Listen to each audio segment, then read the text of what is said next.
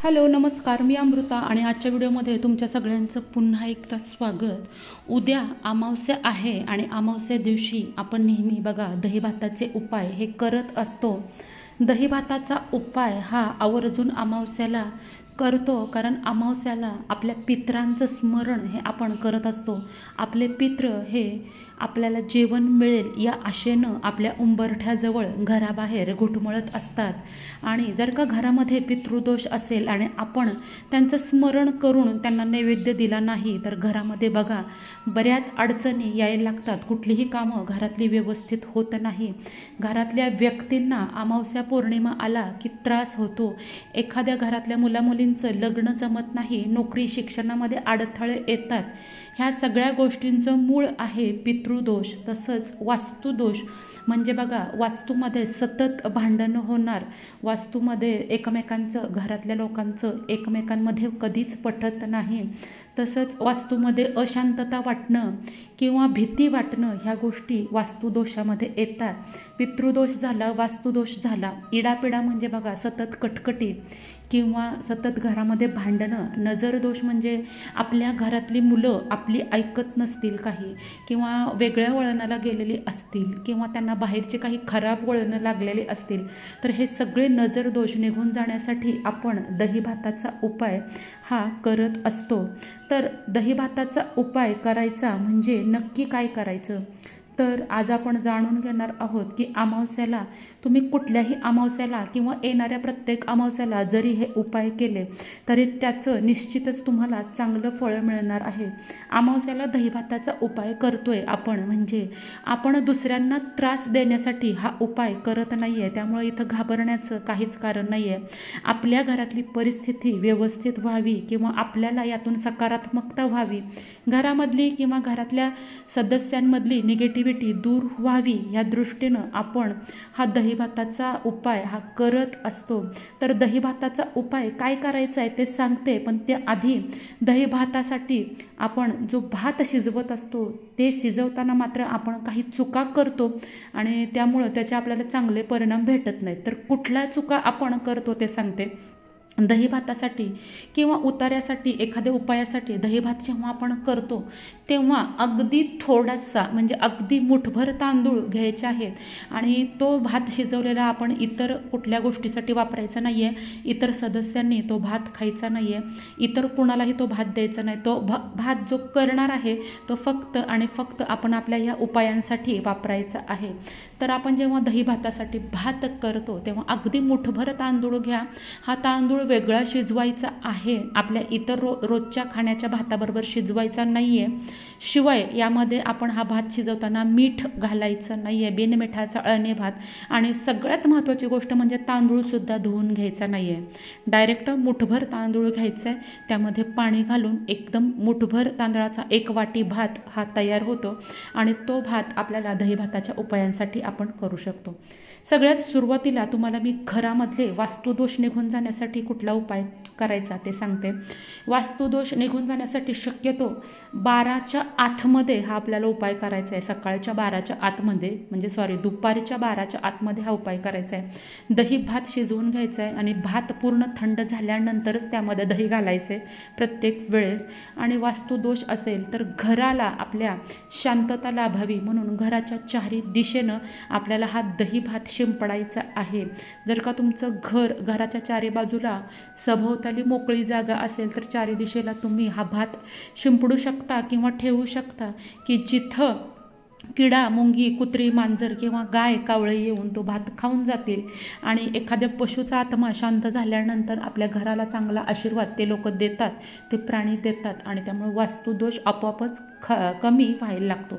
तर ह्या सगळ्या उपायांमध्ये दही भातच का ठेवायचा, तर दही भात हा शीतल असतो, थंडावा देणारा असतो, गारवा देणारा असतो, त्यामुळे घरातल्या समस्यांवर हा उपाय अतिशय प्रभावी ठरतो।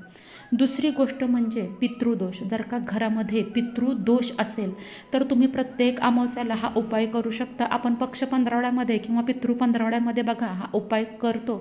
आपल्या पितरांच्या नावानं आपण शिजवलेला वाटीभर जो भात असतो, दही भात, मागाशी सांगितल्याप्रमाणे तो दही भात घ्यायचा आहे आणि आपल्या घराच्या छतावरती आपल्या पितरांचं स्मरण करत तिथं हा दही भात ठेवायचा आहे, जेणेकरून कावळे किंवा कुठलाही पक्षी येऊन तो भात खाऊन जातो आणि आपले पितृ हे प्रसन्न राहतात आणि आपल्यावर कायम हे शुभाशीर्वाद हे पितृ देत असतात। त्यामुळे पितरांसाठी हा उपाय आपल्याला करायचा आहे।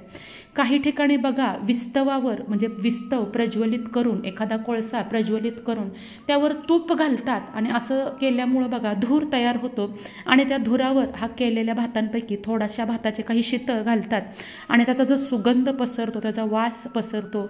असं म्हणतात की तो वास पितरांपर्यंत जातो आणि आपले पितृ हे आपल्यावर प्रसन्न होतात। तर अशा पद्धतीनं सुद्धा तुम्ही आपल्या पितरांसाठी भात ठेवू शकता। विस्तव वगैरे प्रज्वलित करणं जमत नसेल तर सरळ एखाद्या पत्रावळीमध्ये, द्रोणामध्ये, एखाद्या प्लेटमध्ये, प्लास्टिकच्या ताटलीमध्ये किंवा काही शक्य नसेल तर एखाद्या कागदावर सुद्धा तुम्ही हा दहीभात घेऊन तुमच्या गॅलरीमध्ये, छतावर, पत्र्यावर, घरावर कुठेही पितरांच्या नावानं हा दहीभात तुम्ही ठेवू शकता आणि पितृदोष हे तुम्ही कमी घरामधले करू शकता। तर आता वास्तुदोषांचं सांगितलं तुम्हाला माहिती, पितृदोषांची सांगितली। आता इडापिडा, नजर दोष बघा आपल्या घरामध्ये, काही घरामध्ये, ज्या घरामध्ये नजर दोष आणि इडापिडा असेल तिथं काय होतं की अमावस्या आणि पौर्णिमा जवळ आली की घरातली एखादी व्यक्ती ही दबकत असते, घाबरत असते किंवा तिला दडपण काहीसं येत असतं।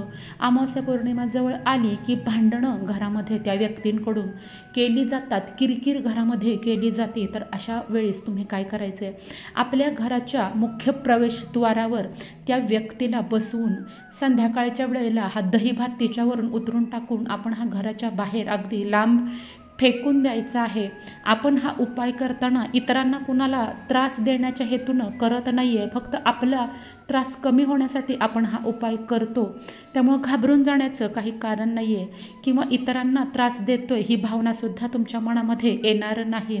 आता बघा आपल्या आजूबाजूला काही माणसं असतात, शेजारीचे लोक असतात, त्यांना कदाचित वाटत असेल तुम्ही काहीतरी तोडगे करताय आणि ते त्यांना त्रास देण्यासाठीच करताय आणि तुम्हाला तसं करणं जमत नसेल, म्हणजे घराच्या मुख्य प्रवेशद्वारावर त्या व्यक्तीला बसवून तिच्यावरून दहीभात उतरवणं हे जमत नसेल तर त्या व्यक्तीला घरामध्ये कुठंही बसवून तुम्ही तिच्यावरून दहीभात हा ओवाळून टाकू शकता। भात हा कपाळापासून ते पायापर्यंत म्हणजे डोक्यापासून पायापर्यंत किमान 7 वेळा उतरवून तो घराच्या बाहेर फेकून द्यायचा आहे आणि हा उपाय करत असताना आपल्या घरामधली निगेटिव्हिटी दूर व्हावी हीच मनामध्ये इच्छा असावी आणि देवाचं, आपल्या कुळदैवतेचं स्मरण करत हा भात आपल्याला रस्त्याच्या बाहेर, घराच्या बाहेर लांबवर कुठेतरी टाकून द्यायचा आहे, जेणेकरून कुठलेही पशुपक्षी ते भात खाऊन जातील आणि त्या व्यक्तीचा नजरदोष हा कमी होईल। तर असे हे दहीभाताचे उपाय तुम्ही प्रत्येक अमावस्याला करू शकता किंवा कुठल्या जर का मोठ्या अमावस्या येत असतील बघा, दर्शा अमावस्या, वेळ अमावस्या, सोमवती अमावस्या,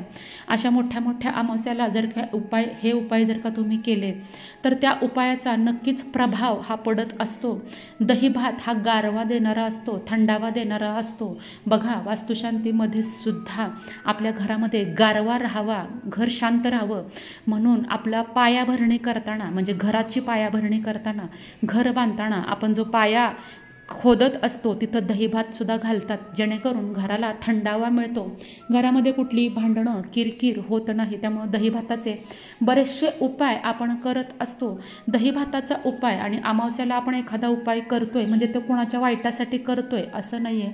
आपले प्रॉब्लेम दूर व्हावेत, आपल्या बाधा दूर व्हाव्यात, आपल्या घरातला पितृदोष कमी व्हावा या दृष्टीनं आपण हे उपाय करत असतो, आपल्या घराच्या चांगल्यासाठी हे उपाय करत असतो। त्यामुळे नेहमी हे उपाय करताना कुळदैवताचं स्मरण हे तुम्हाला करायचं आहे, कारण तुमची कुळदैवत जे असतं ते तुमच्या कुळाचं रक्षण करत असतं। त्यामुळे अमावस्याला नक्की तुम्ही हा दहीभाताचा उपाय करा, इतरांसोबत हा व्हिडिओ शेअर करा, जेणेकरून त्यांना सुद्धा या गोष्टीचा फायदा हा मिळेल। तर आजच्यापुरतं इतकंच, लवकरच भेटूया नवीन व्हिडिओमध्ये आणि नवीन माहितीसोबत। व्हिडिओ आवडल्यास व्हिडिओला लाईक शेअर करायला विसरू नका।